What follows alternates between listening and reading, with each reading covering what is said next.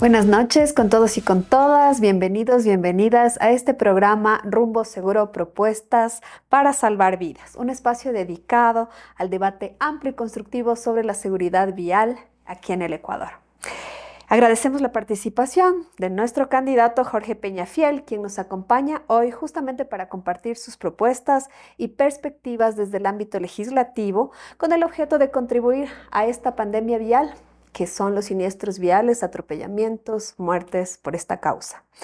Este programa es posible gracias a la iniciativa de la Fundación Tandem, también de las Carichinas en Bici, la Asociación de Peatones, con el apoyo de la Coalición por la Movilidad Segura Ecuador.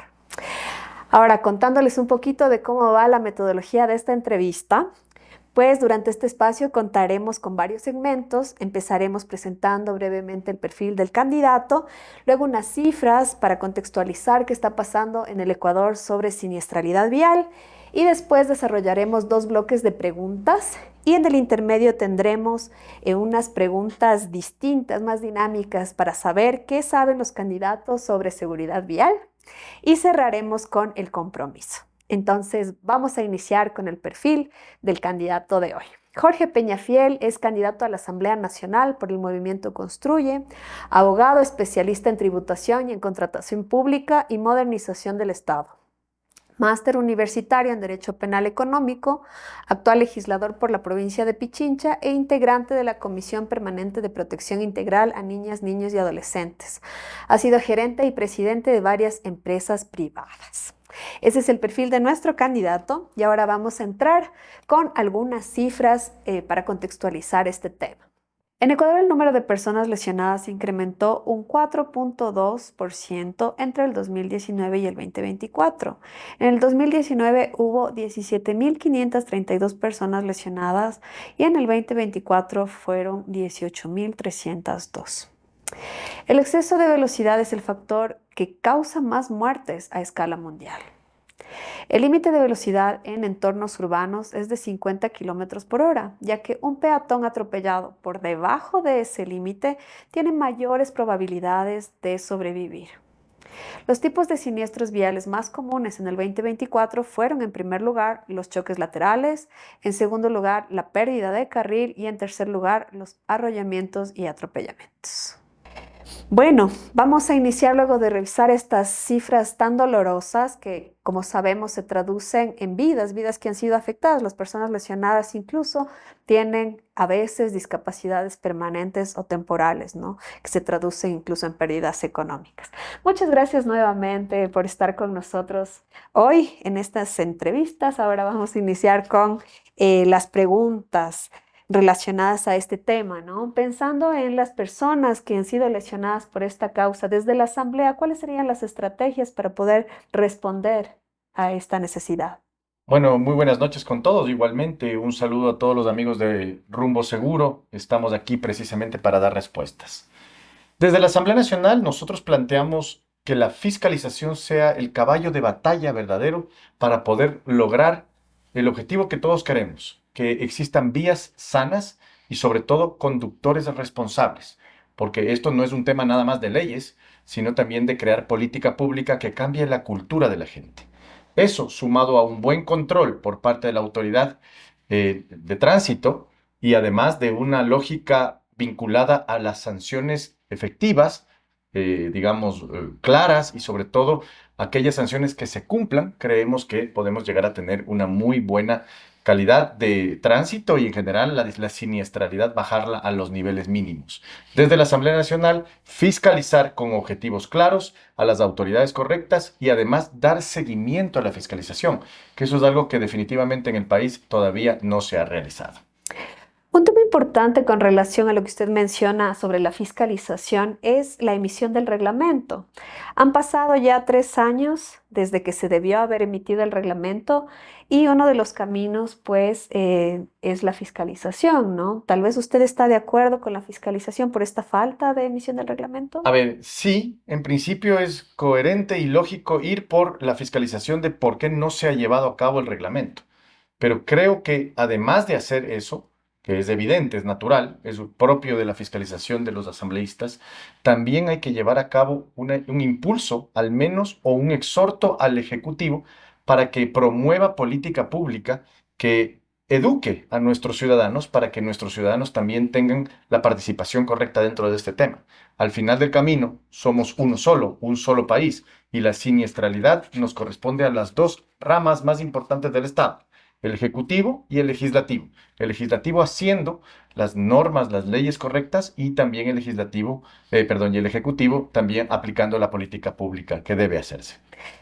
Y si bien estamos de acuerdo en que la educación a todo nivel siempre es importante, ¿no? Sin embargo, la evidencia científica muestra que la infraestructura segura y el control son los más efectivos en relación a la reducción de siniestros viales.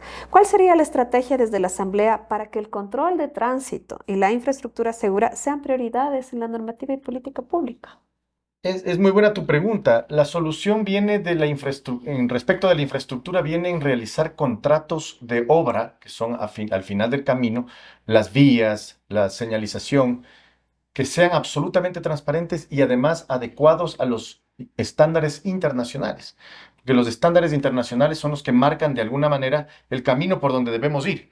Pero si no hay una reforma a la ley orgánica del Sistema Nacional de Contratación Pública, además de la emisión de los otros instrumentos jurídicos que ya hemos hablado, como el reglamento precisamente, sumado a la política pública, si no hacemos las cosas de manera generalizada, no lo vamos a lograr. Y por otro lado, el control. El control en las vías es necesario por parte de la policía. Ahí hay un gran problema en relación a las competencias que comparten los GATS y además también la Instancia Nacional de Tránsito. Nosotros creemos que tenemos que definir de manera clara ante la autoridad que le corresponda estas actuaciones y de esa manera poder llevar a cabo un control, fiscalización y además una eficiencia en el manejo del tránsito a nivel local, porque nosotros estamos claros que el tránsito es un problema local, es un problema de cada uno de los, digamos, de las circunscripciones territoriales más pequeñas. Y si no llevamos a cabo un análisis de las competencias correctas, creo yo que podría salir muy mal. Hay GATS, por ejemplo, que no tienen la capacidad ni siquiera de manejar su propia administración, pero se les da la competencia del tránsito sin darles los recursos correspondientes ni tampoco la infraestructura, lo cual es perjudicial para la seguridad vial. Allí hay que aclarar qué gobiernos autónomos descentralizados tienen la capacidad verdadera para poder llevar a cabo el control y cuáles no. Los que no estén en esa capacidad definitivamente tendrá que ser competencia exclusiva de la autoridad nacional, pero de igual manera, con los recursos y la capacidad operativa mínima necesaria para poder llevar a cabo un control y además una infraestructura correcta. Dentro de este tema de la responsabilidad de los GATS, pues ahorita en este momento los GATS reciben digamos, un financiamiento de acuerdo a la tasa de matriculación, ¿no? ¿Considera adecuado que los municipios reciban más recursos del Estado por tener vehículos matriculados en su cantón? ¿Qué reformas se pueden hacer que consideren más bien otros factores, ¿no? No la tasa de matriculación, sino la seguridad vial, por ejemplo, el número de víctimas, el número de personas lesionadas, el número de, tal vez el valor de inversión que se tiene en infraestructura segura? Ahí yo creo que volviendo un poco al análisis de la integralidad del problema, porque la seguridad vial no es un tema exclusivamente de uno u otro tema u otro factor, sino la integralidad de los problemas. Tenemos, por un lado, la falta de normativa, como es el reglamento que hemos venido diciendo. Es también la falta de fiscalización por parte de las autoridades locales en el caso de los GATS y nacionales en el caso de la Asamblea Nacional en el caso de las autoridades nacionales. Creo yo que tenemos que primero recibir los datos correspondientes. ¿Qué gobiernos autónomos descentralizados están ejecutando eficientemente una política de seguridad vial y cuáles no lo están haciendo?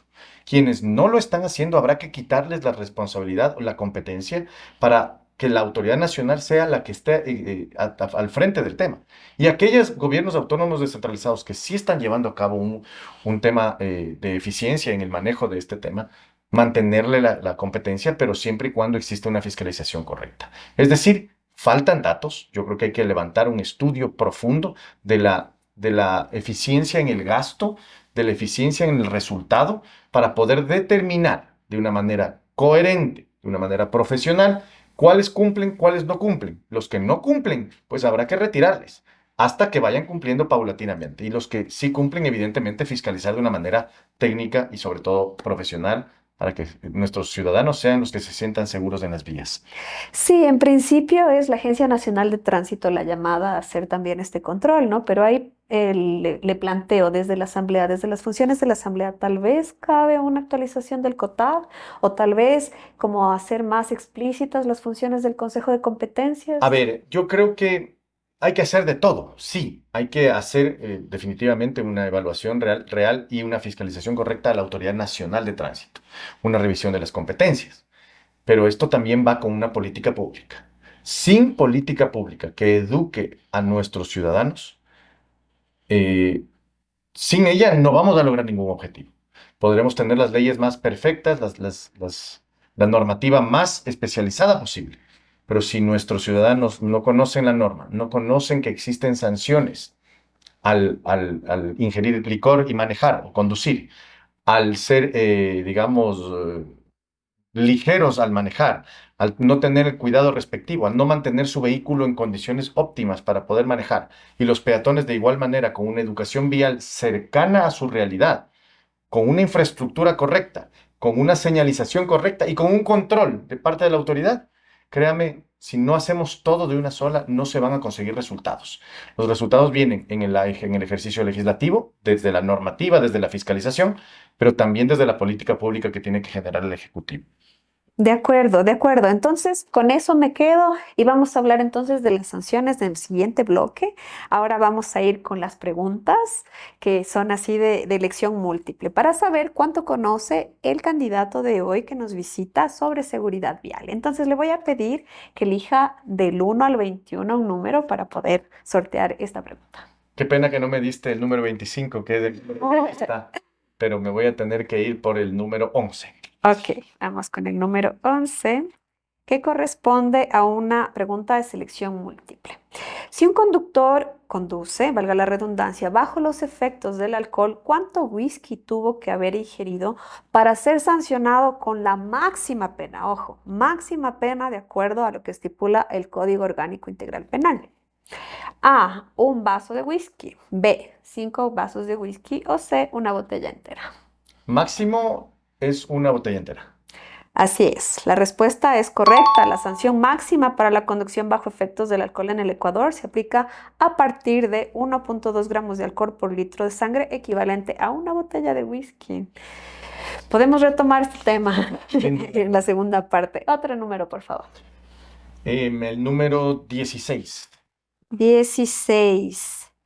Igualmente es de elección múltiple. ¿Por qué mueren los peatones? Porque no cruzan rápido la calle. B, porque son imprudentes. O C, porque el sistema vial no garantiza su seguridad. C, porque el sistema vial no garantiza su seguridad. Perfecto. El sistema vial seguro plantea 5 pilares para salvar la vida de las personas. 1, la infraestructura segura. 2, el control. 3, los usuarios seguros, los vehículos seguros y la atención oportuna a las víctimas. En el caso de los peatones, los cruces seguros deben considerar distancias cortas, accesibilidad universal para las personas con discapacidad y personas con movilidad reducida, semáforos peatonales, es decir, con el tiempo suficiente para que puedan cruzar, y zonas seguras, zonas de 20 y 30 kilómetros por hora. Y le queda una pregunta. Qué bueno. A ver, vamos con la última pregunta. A ver, número, ¿no? Sí. Tengo que dar un número. A ver, el número 4. Los niños son el grupo etario más afectado por siniestros viales. Los que más se accidentan y los que más siniestralidad tienen son los adultos, digamos, recién adultos, ¿no? Hasta los 30 años. Así es. Digamos, esta pregunta nos lleva como a otra discusión, ¿no? Realmente los niños y niñas y adolescentes son, como lo dijimos en las cifras iniciales, son un grupo afectado por estos siniestros. En el 2022 incluso fueron principalmente, la principal causa de muerte esta, pero digamos en el número o en el gran número de afectaciones son hombres jóvenes que fallecen entre los 20 y 29 años de edad, la mayoría.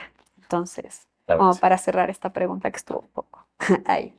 Ok, volvamos entonces a nuestro bloque de preguntas. En el tema de sanciones, ahí entra el Código Integral Penal. Así ¿Está es. dentro de su agenda, en el caso de llegar a la Asamblea, tratar el Código Orgánico Integral Penal pensando en estas sanciones, ¿no? Y en estos factores de riesgo como la velocidad, como conducir bajo efectos del alcohol, que ya hemos tratado en alguna de estas preguntas? Bueno, sí, definitivamente tenemos dentro de nuestra agenda una evaluación respecto de la punitividad que tiene el Código Orgánico Integral Penal y la efectividad que tiene. Digamos, en términos generales, nuestro interés es que la ley se cumpla y que termine la impunidad dentro del sistema de justicia. Para hacer esto es necesario, yo creo que varias cosas, pero sin duda alguna, lo importante aquí es evitar el populismo penal con una correcta dosimetría penal en base a lo que la gente y los datos nos muestran. Si es que hay que endurecer las penas, pues endurecerlas. En el caso de la botella de whisky, por ejemplo, como sanción máxima, creo que es mucho. De hecho, una botella de whisky para una persona es prácticamente la inconsciencia. Y creo que podría reducirse el nivel de consumo para poder sancionar máximamente. Asimismo, queremos nosotros corresponder el tema del endurecimiento de penas, sobre todo para efectos del sector urbano, pero siempre y cuando vaya de la mano con un análisis profundo de dosimetría penal para evitar el populismo, porque podríamos ponerle cárcel de 20 años, pero eso significa que no se va a cumplir. Así es. Entonces, lo que sí se pueda cumplir, que sea coherente y además vaya de la mano con una dosimetría penal correcta dentro de nuestro ordenamiento jurídico. Ahora, otro tema importante con relación a la sanción y sobre todo después del caso de Quito que fue tan controversial hacer este control, ¿no? El control de la velocidad. Ahí hay dos temas, ¿no? El tema de la cárcel que ahorita acaba de mencionar, que algunas personas han dicho es demasiado cárcel por pasarse el rango moderado. Ahora, hay que entender el límite de velocidad y el rango moderado. El límite, digamos, en zonas urbanas es 50, se pasa el rango moderado que es 60 y si se pasa a 61 ya el COIP hace 10 años estipula que es cárcel. Tal vez a usted le parece que eso se debe reformar en el COIP. ¿Qué es lo que se debe hacer ahí? Un elemento importante sobre esta medida es que la Corte Constitucional ya se pronunció respecto del particular y ha mencionado que no debería haber cárcel, que debería haber una gradualidad más cercana a las costumbres de la gente. Y repito, creo que aquí es un tema supremamente importante traer la realidad a la ley, que la ley tenga un reflejo de la conducta humana, pero al mismo tiempo una política pública que cambie la conducta humana para mejorar las condiciones de la siniestralidad en el país. Yo creo que 61 kilómetros para cárcel es exagerado, sí, pero siempre y cuando no exista una gradualidad correcta. Que tendremos que llegar a la prisión por exceso de velocidad, no me cabe duda. Ahora, hay que también tener en cuenta ciertos problemas, yo diría, de nuestra infraestructura interna urbana. Hay avenidas que prácticamente son autopistas. Hay calles que son prácticamente autopistas, pero puedes ir y tan solo a 60 kilómetros para evitar la cárcel. Yo creo que hay algunas cosas que hacer. El tema hay que verlo desde la más integralidad, no solamente reformar ese artículo, que creo que hay que hacerlo. La Corte lo ha dicho ya, repito, de hace unos pocos días, y creo que hay que hacer una evaluación completa, obtener más datos de la realidad de la siniestralidad en las vías, evitar el populismo penal y someterle a una dosimetría correcta. Porque si es que no vamos de la mano con la lógica penal ordinaria, nos vamos a ver envueltos en la impunidad, porque no se van a cumplir las penas. Ujú. Y justamente pensando en las penas, ¿usted cree que se deben endurecer las penas o, digamos, deben ser acumulativas o está a favor del trabajo comunitario, por ejemplo? Y sobre todo en estos temas que, por ejemplo, en el factor de riesgo velocidad, es un factor que causa muchas muertes, pero que es más difícil para la población entender, no así la conducción bajo efectos del alcohol. Todos vamos a estar de acuerdo en que conducir bajo los efectos del alcohol es peligroso y mortal, pero la velocidad también, incluso a veces más, porque, por ejemplo, dentro de estos rangos moderados que estábamos hablando, se incluyen en el COIP unos rangos que incluso le dejan a 135 kilómetros por hora. Entonces, ahí, ¿cuál sería el camino? Yo creo que hay que hacer un análisis profundo. Repito, el problema no es solamente uno, que en efecto, si lo analizamos crudamente a los datos, ustedes van a identificar que el exceso de velocidad es el más grave, digamos. Pero la solución no solamente está en impedir que lleguen a una velocidad específica, sino también hacer un trabajo en todo sentido: la infraestructura, el control, la política pública y sin duda el endurecimiento de penas. Creo que los 4 elementos conjuntos, sumado a digamos, unas autoridades que de verdad hagan cumplir la ley, ejerzan su actividad, cumplan con la política pública, vamos a llegar a tener una solución verdadera. Lo otro, es decir, atender solo uno de los factores o no tener autoridades que cumplan la ley y hagan cumplir, es solamente un placebo para la ciudadanía. Nosotros necesitamos soluciones reales y las soluciones vienen de la mano con el análisis integral del problema. Sin el análisis integral y sin la atención integral, no vamos a tener ninguna solución verdadera. Esa es la verdad. Y hablando de atención integral y también de estas estrategias que mundialmente se utilizan, hay otro tema que le quiero plantear que es bastante controversial también en estos días, que es el uso de radares. A nivel mundial hay mucha tecnología que contribuye a la seguridad vial, que justamente los radares también tienen esa función, ¿no? Sin embargo, ahora pues lo vemos semanalmente, por no decirlo diariamente, que se habla de los radares como si realmente ese fuese el problema, ¿no? Cuando nos ayudan a bajar la velocidad al final del día. Sí, ahora, los radares tienen que ser sometidos, yo creo, a un sistema nacional de radares, de control de velocidad, incluyendo los radares, en donde podrían haber, por ejemplo, al transporte terrestre, de verdad incluirle el GPS para controlar la velocidad, sumado a los radares en ciertos lugares en donde la siniestralidad aumenta, sumado además a un control mecánico de los vehículos de manera eficiente. Y además, una política pública para adecuar las conductas humanas a una realidad emergente que estamos viviendo en materia de seguridad vial va a ayudar verdaderamente. Los radares son un elemento que son importantes, son necesarios, yo creo que sí, no con objetivo recaudatorio, sino con un objetivo de modificar la conducta que en este momento estamos pretendiendo modificar. Pero además, agregar los otros elementos es fundamental: afincarse de la tecnología, ayudarse de alianzas estratégicas con actores que conocen de la tecnología, fundamental. Pero siempre y cuando hagamos de todo un poco para poder conseguir resultados. Lo otro es populismo. Decir quitar los radares es lo mismo que decir pongamos radares. Si no hay una política pública, control, infraestructura y autoridades que atiendan el tema, no se va a resolver el problema. Esto es un tema de todos, desde el legislativo, el ejecutivo y la ciudadanía. Ujú. Y con eso me quedo. Este tema de la seguridad vial es un tema de todos, es un tema sistémico, estructural, que nos atañe desde la legislación, la normativa y, lógicamente, como hemos hablado hoy, el control y la infraestructura que tienen resultados bien importantes. Muchísimas gracias. Vamos a cerrar este bloque de preguntas y vamos a seguir con el compromiso final del candidato.